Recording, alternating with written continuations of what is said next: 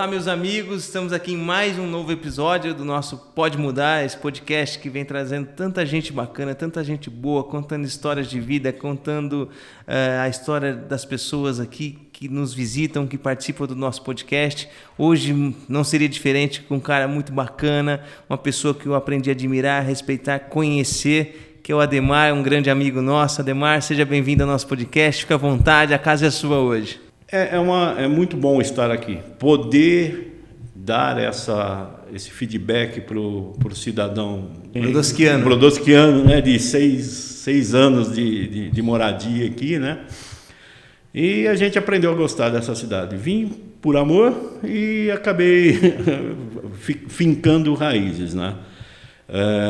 Então, assim, o dia a dia me colocou numa situação um pouco diferenciada, né, e eu comecei a buscar resultados junto ao poder político. E isso, com o tempo, foi entranhando, né, vamos dizer assim, até a gente perceber que poderia fazer alguma coisa pela cidade, sabe? O decorrer das situações, tudo, o envolvimento com pessoas diferentes, a busca por uma coisa correta, uma coisa certa, uma coisa coerente com a população, né? Eu acho que ficou bem marcado em mim e foi uma das situações que eu tomei essa decisão hoje aí de estar participando da política local. E antes de criar esse amor pela nossa cidade, que eu falo que Brodowski é dos brodowskianos de nascimento, daqueles de coração que escolheram a nossa cidade para morar. Como é que a história do Ademar e a história de Brodowski se confundem e se entranham?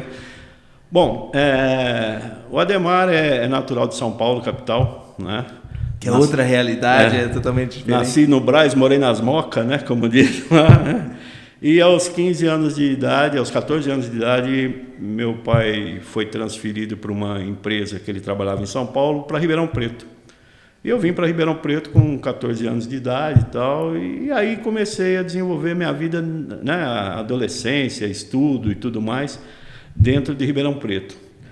E na minha área profissional, né, vamos dizer assim, depois que eu sou formado em gestão do comércio, né? E depois de formado eu já estava na área comercial, sempre participei de área comercial, sempre fui representante comercial, vendedor. Então o relacionamento com pessoas para mim é uma situação bastante agradável, cotidiana, né? A gente conhece N pessoas, né? Cada uma tem seu jeito e a gente acaba guardando o jeito de cada um, né? Trazendo um pouquinho de cada um para nós e um pouquinho nosso para cada um, né? Então, ali, assim, eu vim para cá em 75, me formei aqui e tal, e comercialmente falando, eu fui para fora, né? Profissionalmente. Recebi um convite para gerenciar uma empresa em Salvador, né, ali. Fiquei um ano lá. Quando voltei para Santa Catarina, né, para você. Isso foi em 2006. E em 2008 em 2007 eu fui para Santa Catarina. Em 2010 eu me estabeleci em Campinas por transferências assim, né? E lá fiquei, né? Aí a gente em 2018 resolveu voltar para casa. Sou só eu e minha esposa, nós não temos filhos. A distância da família, que a família é toda aqui, né? Então a distância fez o coração apertar e a gente querer voltar para um cantinho. Quando você vem jovem, vem a família toda? Veio eu, minha mãe, meu pai e meu irmão. Então sua família ficou em Ribeirão, né? Desde de lá para cá eles ainda estão. Meu pai é falecido já, mas minha mãe e meu irmão moram em Ribeirão. Meu irmão constituiu família lá, eu também casei com uma moça de lá. Então, as nossas famílias são as das nossas esposas, vamos dizer assim. E a minha família mesmo está em São Paulo, né, os primos todos. Então, e a gente acabou ficando aqui, adotamos as famílias e as famílias nos adotaram. E quando a gente veio para cá em 2018, a gente estava procurando um local para morar. Eu tinha construído uma casa lá no sul, tudo. E em 2018 a gente resolveu, não, vamos voltar para o ninho, né, porque a coisa fica muito distante, né? Vai casar o primo, não dá para ir, morreu o pai, puta, você tem que vim correndo, né? É uma situação que a gente... Muito triste. É bem complicado. E a gente veio e o dinheiro que nós vendemos lá não dava para comprar em Ribeirão. Em Santa Catarina não dava para comprar em Ribeirão? Não, a cidade que eu morava lá é bem compatível com Brodowski. Tinha 27 mil habitantes na época, né? Então, aí meus sobrinhos, eu tinha 2 sobrinhos já morando aqui. E um dos meus sobrinhos tinha comprado um terreno, né, aqui. Aí a gente veio conhecer e tal. Pô, ficamos apaixonados com a cidade, né? E acabou dando certo da gente negociar aqui. Então, de 2019 para cá, estamos aqui, né, em Brodowski, muito bem recepcionados, né? A cidade é muito acolhedora, todo mundo tem os seus percalços, né? Mas é uma cidade que atrai as pessoas. Atrai. Eu sempre falei hoje mesmo, que quando eu ouço alguém falar, eu sou brodowskiano nato, nasci nessa terra, sou brodowskiano e amo essa cidade, quando eu ouço alguém que vem de fora como o senhor, que escolheu Brodowski para morar, eu não tenho filho, mas é como se fosse alguém falando de um filho nosso, assim, me enche de orgulho. Eu ouço bastante pessoas que, eu fui passear em Brodowski, me apaixonei, resolvi comprar uma casa lá, ou eu queria voltar para Ribeirão, procurei na região e gostei do clima de Brodowski ou de Brodowski. Isso nos dá muito orgulho, porque as pessoas de fora valorizam a nossa cidade também. Infelizmente, tem coisas que a gente precisa melhorar bastante. Uma das coisas que nós vamos tratar já é a falta da água, os problemas de saneamento, que deve ter sido um dos motivos que trouxe o senhor para a política. Mas, assim, Brodowski é uma cidade muito acolhedora, uma cidade apaixonante. Não é, o senhor caiu nos feitiços de amor da nossa cidade. Né? É bem por aí, Alif. A gente definiu Brodowski e realmente fincamos bandeira aqui, né? De quando o senhor veio, quando você escolheu Brodowski para ser a sua terra, você acha que Brodowski piorou desde o primeiro dia que o senhor fincou as suas raízes aqui até hoje? Você acha que Brodowski piorou de quando o senhor veio? O impacto que eu tive, que me fez buscar ficar aqui, eu e minha esposa tivemos um impacto positivíssimo aqui da cidade, da limpeza da cidade, né, assim, da estrutura da cidade.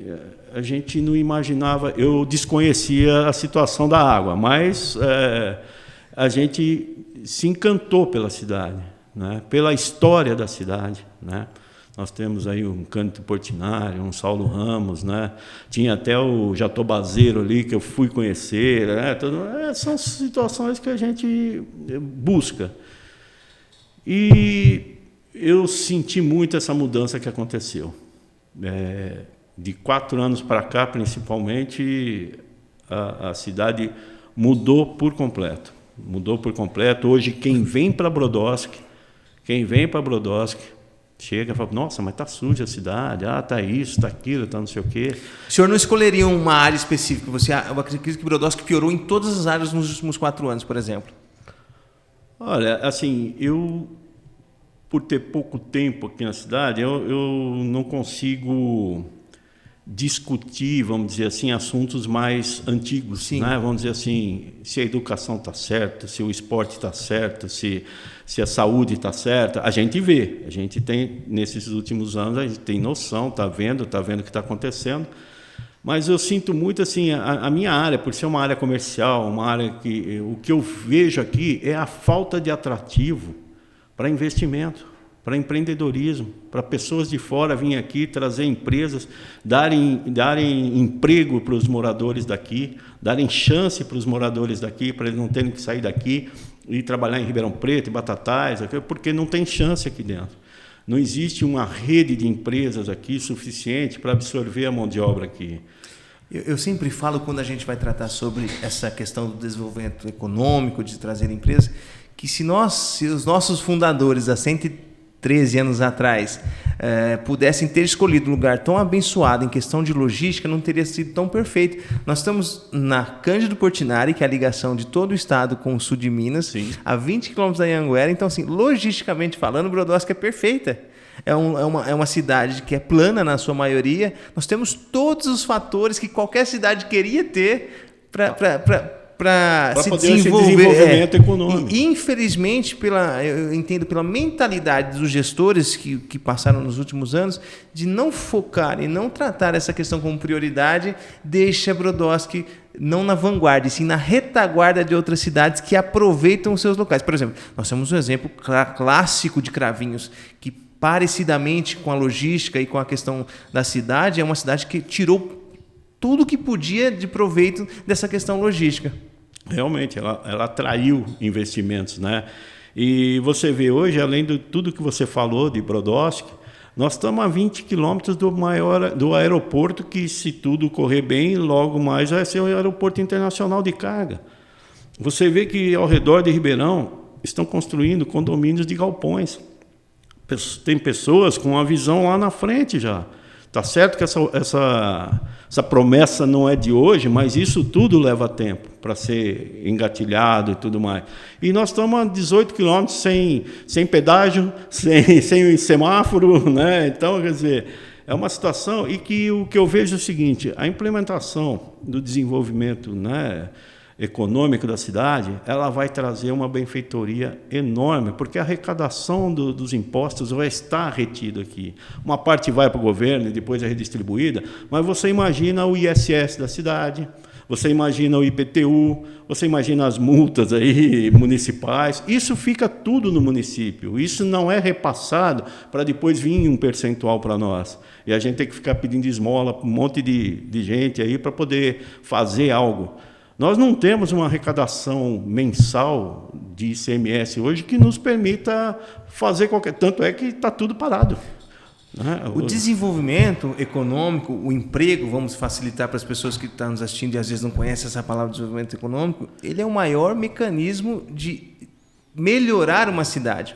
Você tira a pessoa do desemprego, você dá dignidade à pessoa, você dá condição dela poder gastar no seu comércio local, de comprar uma roupa, de ficar mais bonito, de ir no barbeiro, de colocar um filho numa escola particular, de pagar um plano de saúde. Isso é uma roda, é uma engrenagem que faz a cidade melhorar muito. A pessoa não vai, você vai tirar a dependência dela de uma cesta básica, de um programa social, vai poder atender uma família que está em estado de vulnerabilidade, ou você vai diminuir o número de famílias que vão precisar da assistência social, da saúde pública, da educação pública. Então, o emprego, o desenvolvimento econômico, ele melhora. Se os nossos gestores de todo o país, não vão ficar retidos ao Brodowski, soubessem ou dessem atenção os benefícios que uma cidade que se desenvolve com empresas, economicamente, com emprego, tem, eu acho que todo mundo priorizaria isso. É porque não é pelo desenvolvimento que nós também vamos deixar de atender a assistência social. Assistência social você tem que dar. Né? O município, o país, o Estado, ele é responsável. A gente conseguiria minimizar esse tipo de coisa, dar mais atenção para esse pessoal, porque você teria o dinheiro rodando dentro da cidade, dentro do município, trazendo essas vantagens todas aí que... Poxa, não é porque, vamos dizer assim, uma criança estuda numa escola paga que ela é melhor do que a criança que estuda numa municipal ou numa estadual. É que ali são guardadas as proporções. Se você não consegue gerar renda na cidade, não consegue gerar emprego, como é que uma pessoa pode pensar em evoluir? Né? Vamos dizer assim, não, eu vou colocar meu filho na escola paga.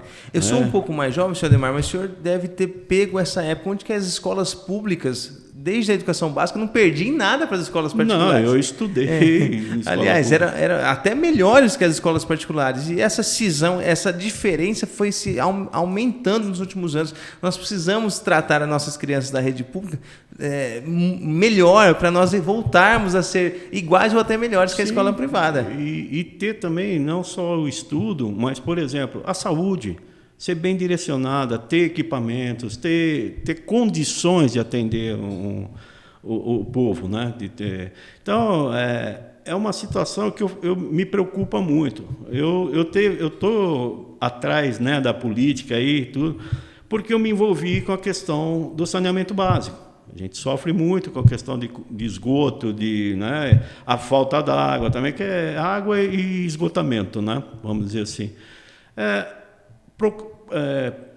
Diferenças aí com relação à profundidade de poços. Tudo bem que existe toda uma característica diferente em cada cidade, né? Mas eu acho que se você tiver prevenção, né, em tudo que você faz, você consegue minimizar as situações. Você consegue, às vezes, até prever a situação, né, que possa acontecer. No caso de um poço aí que tenha que ser fechado e aberto outro. Isso tudo, se você tiver um estudo, né, da área, você consegue estar trabalhando.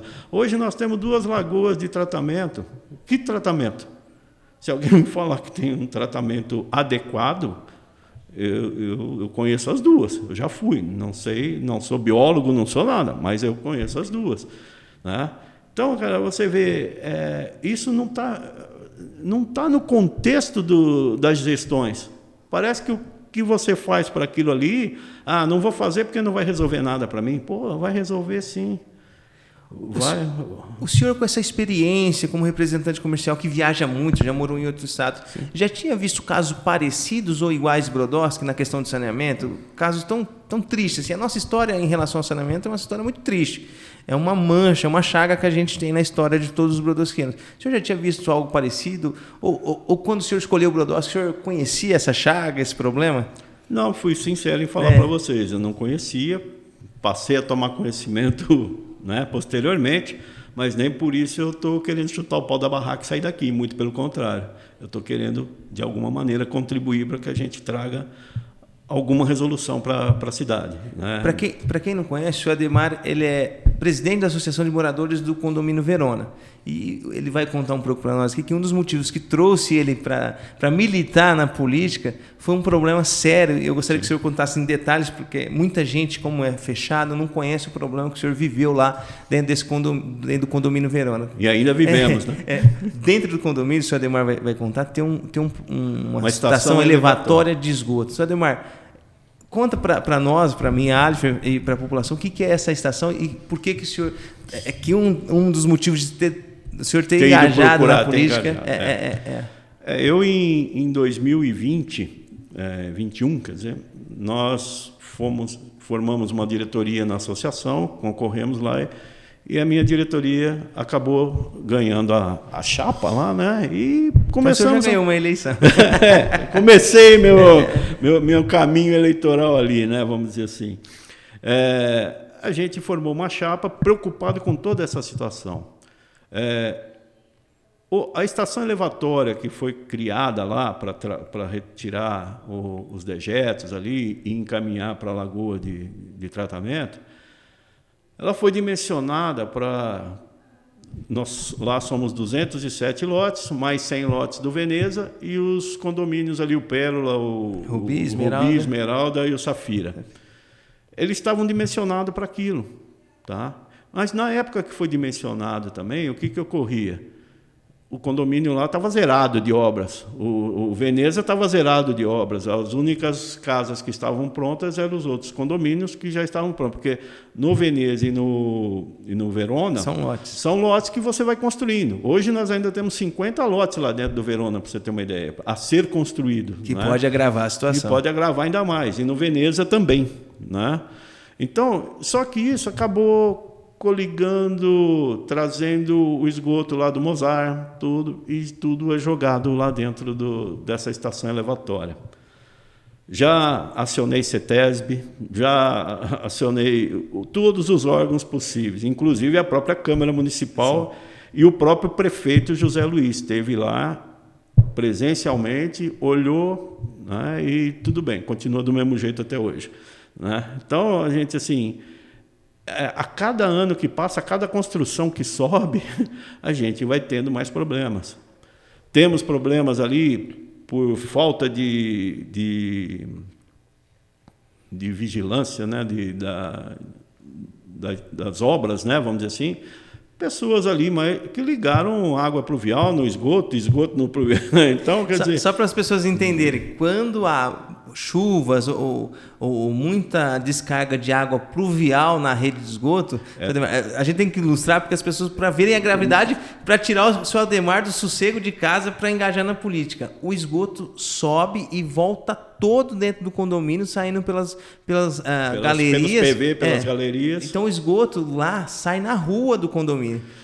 Ele pega a última rua do condomínio ali E, infelizmente, algumas casas que estão... Eu não me lembro se é o senhor que mora do lado da Não, estação? não. Ali Era um quem amigo, mora é o Dr. Paulo lá, que ele veio conversar com a gente. Então, aquele pedaço ali é muito crítico. Vira e mexe, entope lá embaixo e o esgoto volta tudo. Então, cara, é ruim, porque enche o pedaço ali até eles desligarem a bomba, vir arrumar, mas a pessoa tem que conviver com aquele cheiro, com aquela coisa bacana que fica ali na esquina. Eu não lembro se foi o senhor, alguém me contou em uma visita que eu fiz ao condomínio Venório sobre uma passagem de alguém que foi receber pessoas no final de ano e o esgoto voltou. Foi uma situação muito difícil. Foi. O esgoto, houve uma chuva muito forte, né? E o esgoto veio junto com a enxurrada, tudo, levantou a água ali, né? Não dava escoamento, entrou para dentro de uma das residências ali e entrou para dentro de outra que acabou entrando dentro da piscina da pessoa, e a pessoa com familiares passando ali. E foi complicado, gente. Assim, a gente conseguiu reduzir bastante essa situação. Mas ainda existe, vira e mexe, dá esse problema. Por quê? Porque agora não é só problema de chuva, o volume de casas construídas e o volume de esgoto e água que vai para lá não está dimensionado para aquilo. Já não precisa da água pluvial para sobrecarregar o sistema. Para sobrecarregar o sistema. E ela ajuda, ainda por cima ela ajuda, né? Vamos dizer assim. Então, o que a gente vê, eu reivindiquei a CETESB e tudo mais. Foram lá, olharam, parece sim que não tem interesse em resolver, sabe? É uma situação que fica na mão da autarquia e até o momento a gente não teve nenhuma resolução e eu acho que vai... Dessas batalhas, dessas lutas do senhor como presidente da Associação do Verona, e tenho certeza que o senhor fala pelos condomínios ali, já que é um problema, sim, a gente tem apesar de vocês sofrerem mais por estar dentro de vocês, o senhor nunca conseguiu um respaldo da administração, avançar na resolução desse problema? Para a população, o que o senhor conseguiu dessa luta até hoje? Um tapinha nas costas e falando que ia resolver. E até agora só o tapinha nas costas e falando que ia resolver. Dentro da própria Câmara, né? Foi prometido que iam conseguir um valor para fazer, só que lá é uma situação complicada também, eu entendo essa parte. Você tem que desafetar alguém para pegar um local e transferir essa estação elevatória. E você às vezes tem que indenizar algum proprietário ali das fazendas que estão em volta, né? Porque a gente fica incluso numa área rural. Nós estamos bem no bequinho da área urbana e nós temos a área rural em volta, né? Então, assim, a gente não tem um espaço público, né? Vamos dizer assim, que a própria prefeitura possa falar, não, vamos pôr ali e acabou, ela vai ter que indenizar alguém. E essa indenização tem custo, essa indenização tem valores. E até então não se conseguiu nada, né? E ali, graças a Deus, a gente tem a turma dos síndicos ali, todos nós ali, não só ali. São 6 síndicos ou os condomínios menores têm um síndico? São 4 só? síndicos dos menores, eu do Verona, e tem mais um presidente do Veneza. E fora isso... Entre vocês se conversam. Nós temos um grupo, e nós conseguimos ampliar esse grupo. Porque a realidade é quase parecida em todos. Né? As dificuldades como você falou... A sobra fica para mim, mas é todo mundo que contribui, né? Então, quer dizer, e hoje a gente conseguiu também trazer os síndicos dos demais condomínios ali, do Santa Mônica, do Jade não, que ele é contratado lá. Nós trouxemos do Ametista, o seu Alípio lá, que trabalha com os dois. Então, a maioria dos síndicos, porque o problema geral, sem ser o do esgoto, vamos dizer assim, é de todo mundo. Nós todos passamos pelas mesmas dificuldades de quem mora num bairro, entendeu? Quem mora fora de um condomínio ali, de um residencial, nós temos as mesmas dificuldades. Só que a gente não tinha voz. E a gente começou a se juntar. E a gente tem tido alguns bons resultados aí, né, na situação. Isso eu acho interessante porque a população não sabe a força que tem. Ela só vai descobrir a força que tem a hora que ela formar um pessoal coeso, né, que conhece também, porque não adianta chegar lá e falar, eu vim aqui reclamar porque na minha casa não tem água. É complicado, mas se você chegar o bairro lá inteiro e bater, alguém vai olhar para trás e vai ver. Você toma exemplo disso hoje pelas audiências que estão acontecendo, as audiências públicas, que às vezes é até ingrato para quem faz, porque vai meia dúzia de pessoas, mas as meias dúzias de pessoas que estão indo estão conseguindo alguma coisa. Vai as mães lá do Fortaleza, né, o pessoal. Então você vê que quando se une alguma meia dúzia de pessoas que se unam e façam um pouco de pressão, conseguem fazer alguma coisa, conseguem pelo menos negociar a situação. Não é bom 100%, mas também não é ruim 100%, né? Então tentam se alinhar. E eu acho que isso faz parte da população, faz parte de quem está lá dentro da Câmara Municipal, faz parte da gestão do Executivo. Tem que se conversar, né? Eu sempre falei lá que, por coincidência, a nossa Câmara é composta por 11 pessoas, um time chuta sempre tudo para o mesmo lado. Sim. Né? Então, assim, tudo bem, respeitando cada um as suas ideologias, seus posicionamentos, sem problema nenhum.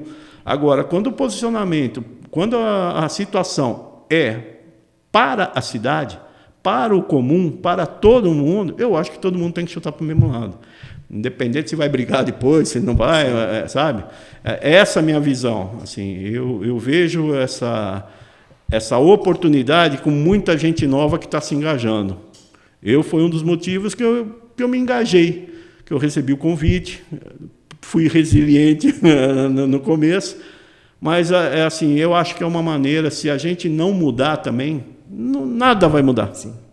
Né? Se a gente não mudar o modo de pensar, o modo de agir, como resolver, né? Porque nós estamos chegando numa situação, a gente trabalhou comercialmente aí e tudo mais, você vê, é como você vê um cliente seu indo à falência. Você fala, poxa, né, o cara não está sabendo administrar, tal. Então, eu sinto assim que a cidade, se ela não tomar um up ali agora, não der uma... mais 4 anos disso. Mais 4 anos. Esses próximos 4 anos, eu vou ser sincero, se a gente tiver condições de estar lá, né, vamos tentar, mas da minha visão, eu vejo o seguinte, é o período onde a gente vai ter que tentar estabilizar a situação que está hoje, para começar a obter frutos, né, resultados mais à frente. Né? Meu amigo Ademar, os desafios de um síndico, de um presidente de associação de um loteamento ou de um condomínio fechado, no caso Verona e Veneza, devido às proporções, é o desafio de um prefeito, né? É como se fosse uma mini-cidade. As pessoas não sabem, muitas delas que nunca moraram em condomínio, que a infraestrutura de dentro das paredes é toda do condomínio. O asfalto, a sinalização, a zeladoria. É uma mini-cidade, né? É um orçamento. Isso realmente. Você faz um orçamento anual, né? Prevendo os contratos que a gente tem, né? Porque a gente é como se fosse como você falou, uma mini prefeitura, né? O que a gente precisa fazer? Iluminação, sinalização de trânsito, câmeras de vigilância e tudo mais, tal. Contratar empresas que prestam esse serviço de portaria e tudo mais. Porque também você tem que pensar no seguinte, hoje as pessoas ainda falam, mas se você contratar uma equipe orgânica da própria associação e tal, ela dá diferença? Dá uma diferença de uns 15% mais em conta, mas eu não sei se você tem estrela na testa. Se você apronta um negócio, move uma ação contra a associação, o Ministério Público chega para você e fala assim, você tem uma dívida de R$100 mil para pagar. Aí eu quero ver os moradores chegar e ratear isso. Porque você, a partir do momento que você recebe uma sentença do Ministério Público, né, do Ministério Trabalhista, né, você é obrigado a fazer todo o acerto correto. E você contratando um terceiro para isso, às vezes você tem que pensar muito bem, por quê? Porque Porque a terceirização, ele vai te dar os funcionários de portaria, vai te dar o Honda, vai te dar a limpeza, e você vai estar amparado por um contrato. O guarda faltou hoje, ele tem que se virar, arrumar outro e pôr, entendeu? E com isso, você tem que ter um controle administrativo, onde você exige dessa empresa todas as guias recolhidas, tudo mais. Quando se piscar o amarelo, você já pega e troca, já busca outra empresa. Porque se piscar o amarelo, queira ou não, se essa empresa tiver um problema muito maior, você passa a ser corresponsável, pelo menos trabalhista. Sim. Tá? Então, existe toda uma situação, que nem lá, quando a gente pediu para fazer a sinalização de trânsito, isso já vinha da gestão anterior. E ficava difícil, não conseguia, o pessoal não... Porque é um caso em que a prefeitura teria, o departamento de trânsito teria que fazer para nós. E não houve condições. Na época, o Carvalho me deu muita atenção, deu atenção inclusive para a gestão anterior também, mas ele falava, cara, não dá para ajudar, né? Vamos dizer assim. Só que o que aconteceu? Nós fizemos um pedido, ele deu uma autorização, fez o projeto, nós tivemos que acabar contratando uma empresa para fazer toda a demarcação, colocar placa. Então, são coisas que você tem que ir administrando como se fosse uma cidade, né? Como guardadas as proporções, 4, 5 ruas lá, mas é uma situação que você precisa estar atento a tudo. Câmera de vigilância externa, interna, porque você tem que administrar, porque isso não depende da prefeitura. E não deixa de ser algo político, guardadas também as devidas proporções. Existe um processo eleitoral para eleger como presidente, há orçamento, há gestão de recursos. Tudo então, isso, assim, tudo isso. O Ademar já tem uma experiência, claro, dentro de um condomínio, de como funciona a gestão de dinheiro de todos, né? O dinheiro público. É o dinheiro público-privado, né? Vamos dizer assim. Então, assim, isso é uma experiência bastante grande que eu acho que o senhor não tinha contato antes eu acho que não sei se o senhor já foi síndico ou administrador eu tinha contato da minha representação comercial, né? Que eu era o síndico, eu era o proprietário, o financeiro, o contador, né? A gente era tudo. Então, assim, isso é uma experiência que eu fui aprendendo, realmente. Hoje como que é formada uma diretoria de associação, e é muito similar aos síndicos também, a sindicância, né?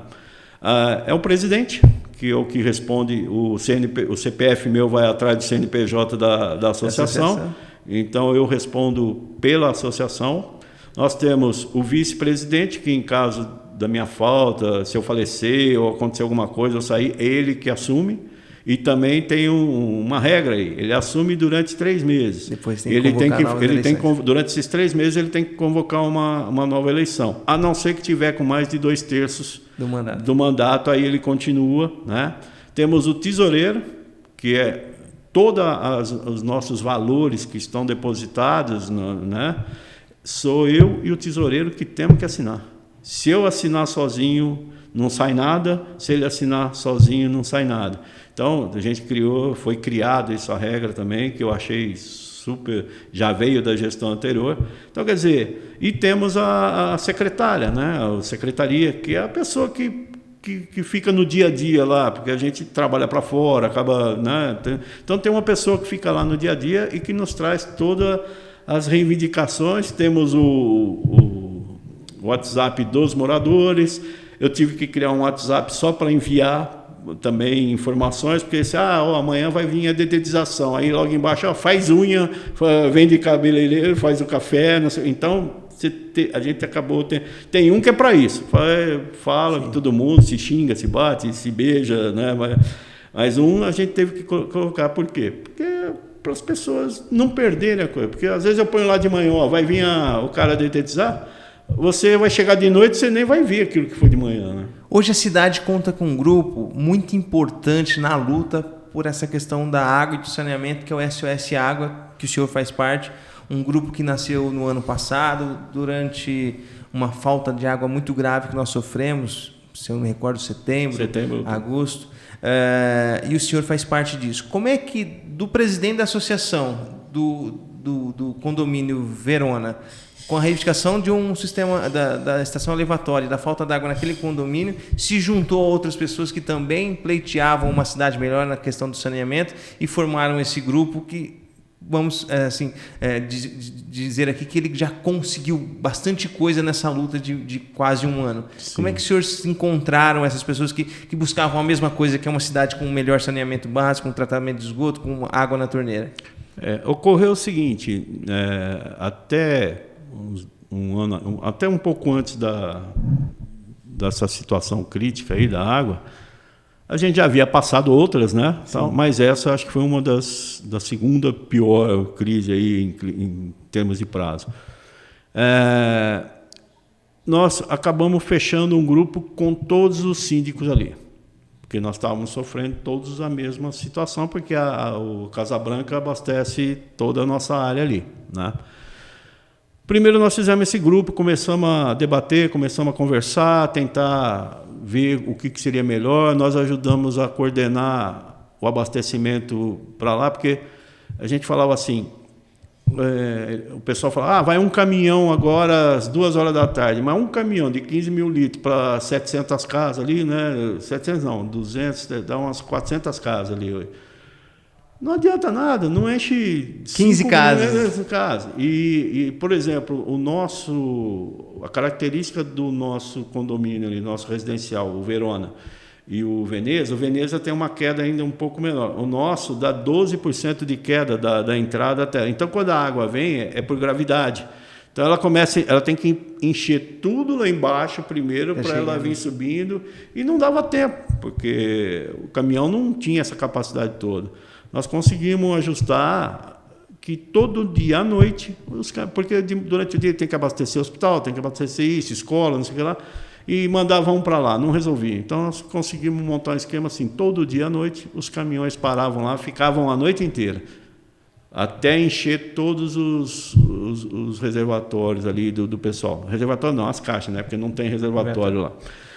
E com isso nós acabamos encontrando com o pessoal dos empreendedores aí que estavam fazendo movimento na época aí, dos empresários, né? Empresários, estavam fazendo movimento na época, até foi lá no Clube 22 de Agosto, isso, né? Pude participar, né? Naquele primeiro instante a gente se encontrou lá e por que não unirmos forças, né?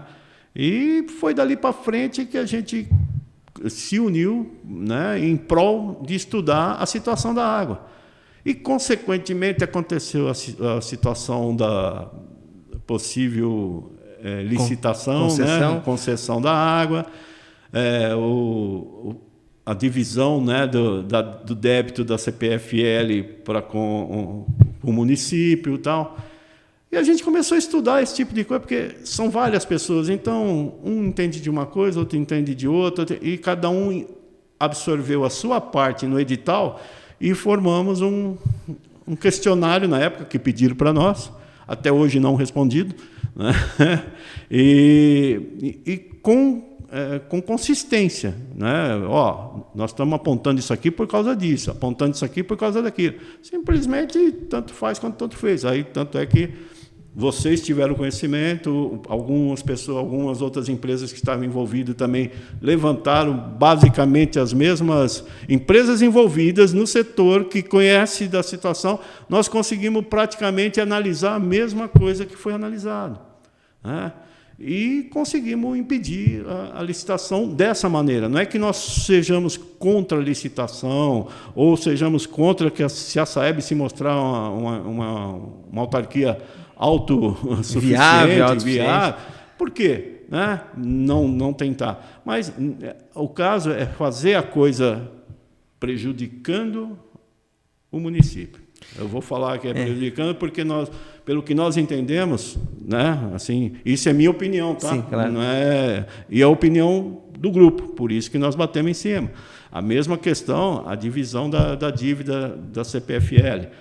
Como é que pode você dar como garantia ICMS, o FPM? Então, se as pessoas não conhecem, isso é o dinheiro que faz com que o município tenha suporte para fazer. E não ser dado como garantia de um pagamento que, se não for feito, quem tem que pagar é a garantia. De toda essa visão dos problemas da cidade, principalmente do saneamento básico, do presidente da associação, do morador Ademar, e agora do membro do Grupo SOS Água, dessa indignação, eu devo dizer que dessa indignação nasceu uma pré-candidatura a vereador, como esperança que o senhor, conhecendo esses problemas e nunca ter sido atendido pela administração, não só pela administração, pelos problemas da administração.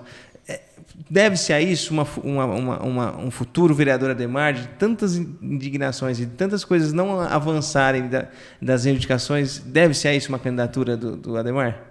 Isso também. Tá? Eu acho que isso me ensejou muito mais ainda. Tipo assim, será que do outro lado a gente consegue alguma coisa? Porque eu não conheço o outro lado, né? Vamos dizer assim. E a gente está aí para tentar ver o que pode ser feito. Eu acho que existem situações para a gente mudar tudo isso aqui. Existem pessoas com muito boa vontade aqui, sabe? O que falta é o cidadão se interessar mais, é o cidadão ser muito mais municiado com as notícias que acontecem. É ele saber que está acontecendo aquilo por causa disso. E o cidadão ele não é informado. Vamos dizer assim, a informação que sai lá no Facebook, não tem um local assim que haja hábito do cidadão ler aquilo lá ou às vezes ele lê e nem entende o que está se passando, né? Então eu acho que a Casa do Povo deve ser aberta para qualquer um chegar lá. Como é aberta? É que as pessoas não sabem disso. Porque se você passa a se envolver em todas as situações, porque quando você vai lá nas sessões, como eu ia, para tentar alguma coisa com relação ao saneamento e tudo, você não ouve só sobre o saneamento. Você senta lá, você vai ouvir várias outras coisas que estão acontecendo e você começa opa, mas por que isso? Por que aquilo? Né? Então, e o grupo em si também começou a questionar, né? Poxa, nós conseguimos, olha aqui, a gente vislumbrou uma situação que nós fomos através dos nossos conhecimentos e acabou gerando toda essa situação aí. Quer dizer, não somos nós que não somos expert em licitação, em nada, é questão de você ler, é questão de você ter, estava lá na página da prefeitura, o edital, tal, era só você baixar e ler. Então, quer dizer, são situações que nos traz, você fala, a questionar, sabe? Assim, o Alifer, faz a gente questionar por que nós, de uma certa maneira, conseguimos... É que a gente fala, a gente não sabe se a gente contribuiu ou destruiu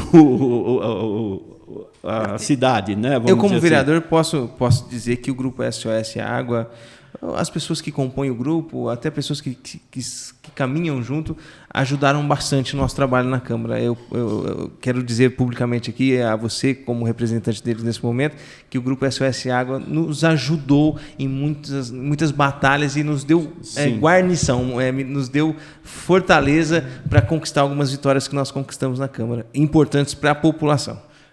Porque assim, a população tem que entender que o que nós fizemos, nós somos população.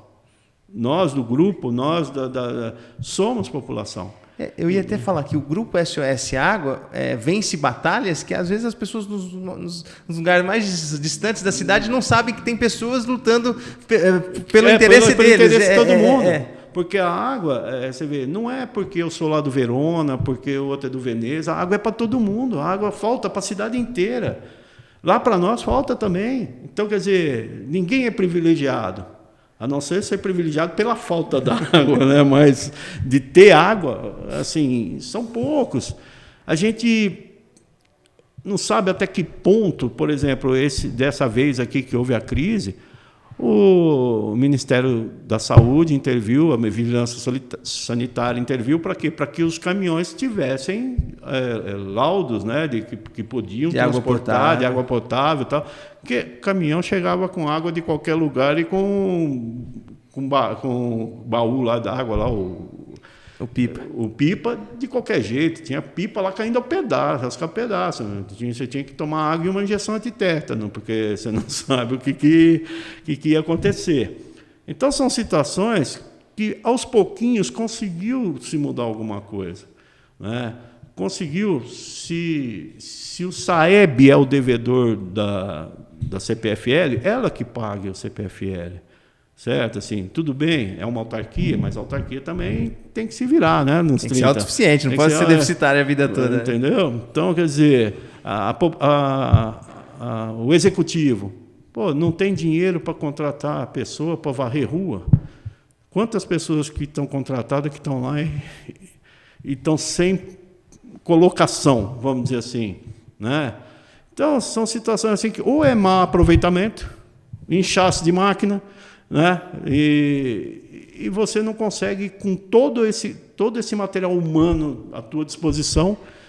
Com essa maior participação do senhor, através de todas as questões que nós levantamos como presidente de associação, morador, membro do SOS, acompanhando as sessões da Câmara, eu vou fazer uma pergunta que eu faço para todos os nossos pré-candidatos que estão sendo entrevistados aqui. Pode mudar? Dá para mudar? Tem caminho para mudar? Podemos mudar. Pode mudar, sim. Eu acredito que sim. É uma autoconfiança, é um respeito a todos. Tá? Eu acho que se eu não acreditasse que tem como mudar, eu não teria me engajado na política. E o que a cidade, Ademar, pode esperar de um vereador Ademar vencendo as eleições dia 6 de outubro, agora tomando posse dia 1º de janeiro? O que a cidade pode esperar do vereador Ademar? O que o próprio residencial Verona pode esperar de um representante desse... Claro que o senhor vai ser vereador de toda uma cidade, mas como o Verona vai perder um presidente da associação, o senhor vai continuar sendo presidente da associação? As pessoas... Isso é uma dúvida que vai despertar nos seus futuros eleitores, então eu faço questão, quando eu estou entrevistando alguém, de já preparar a cabeça do futuro eleitor para algumas questões que ele vai levantar. O que o morador do Verona e o morador de Brodowski podem esperar do Ademar a partir de 1º de janeiro como vereador? Eu vejo o seguinte, eu tive uma pequena experiência aí, nesses quase que o mesmo mandato de um vereador, né? Mas guardadas as proporções, não é uma cidade. Mas quem está lá comigo, quem conhece o meu trabalho, eu acredito que a maioria aprova a minha administração junto com a diretoria. A gente faz de tudo, é tudo muito transparente, como eu disse para você, para assinar um cheque ou para dar um ok de pagamento, é minha assinatura mais o tesoureiro. Todos os meses tem um conselho fiscal, tá, que analisa as pastas dos nossos gastos. São os vereadores do residencial. Então, assim, eu traria muito desse aprendizado para dentro da Câmara. Certo? Assim, só que eu sinto o seguinte, Aleph, que se houver essa oportunidade, se a população me der essa oportunidade como um pré-candidato a vereador, se eu conseguir essa oportunidade, eu vou, primeiro de tudo, entender como é que se pisa, qual que é o caminho das pedras lá dentro. Né? Porque eu acho que quando você assume uma responsabilidade, primeiro você tem que conhecer onde você está pisando e ver o que você está fazendo. E daí para frente, porque como que eu vou falar?